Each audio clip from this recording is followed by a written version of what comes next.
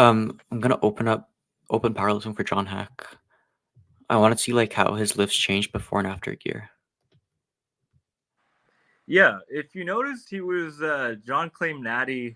I'm not saying he is or he's not, but like he claimed natty in the IPF, but he was strong, man. Man, the IPF for that weight class, that was pretty insane. He beat everyone on drugs.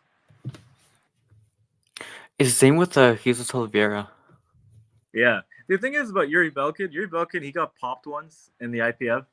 He was like, Mhm. yeah, I did it. And he decided, like, instead of going back, Yeah, he was going to start doing WRPF meets. yeah, he And he just owned liked up it to so it. much.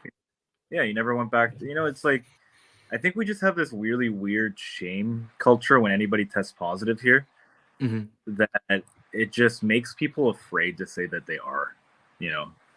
Hmm.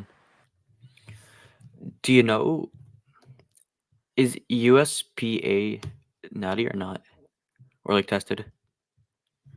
USP has two divisions. I think they have the tested and untested, but they use specialized bars, right? The USPA is like the alternative to the USAPL.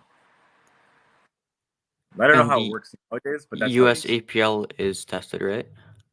Yeah, the USAPL is like the tested division essentially, and it used to. I honestly don't know how it works anymore, but like because they kept having issues with the IPF, but it used to be just a faction of the IPF. If you won nationals, you were first seed to go to worlds.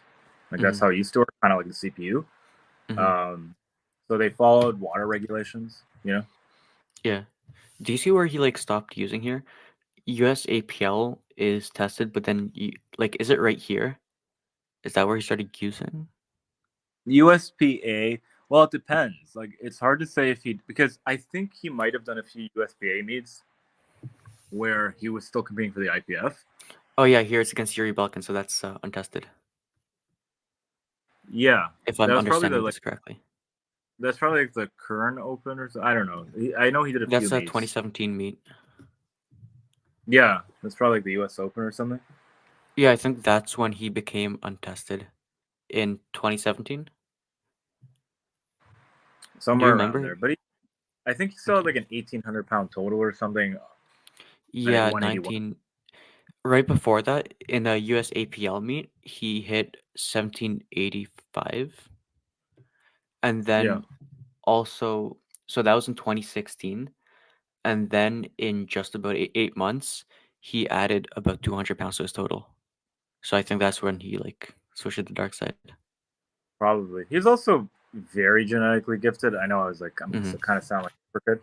It could be that he was natty and he just became that much better when he went on. But you know, I would believe him a bit more just because he's honest about things. Hmm. He's very straightforward than somebody who is like,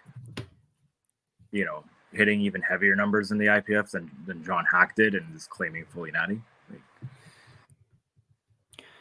So you think that Jesus Oliveira is not natty, right?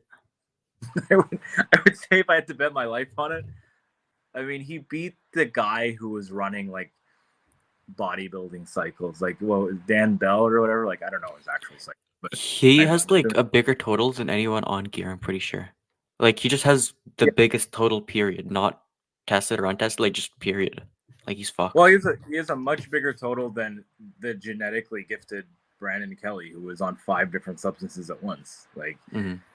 so you like what 200 pound difference or something on the total? Like that's Yeah. it's like I don't know what people like are expecting, but like that's life. Like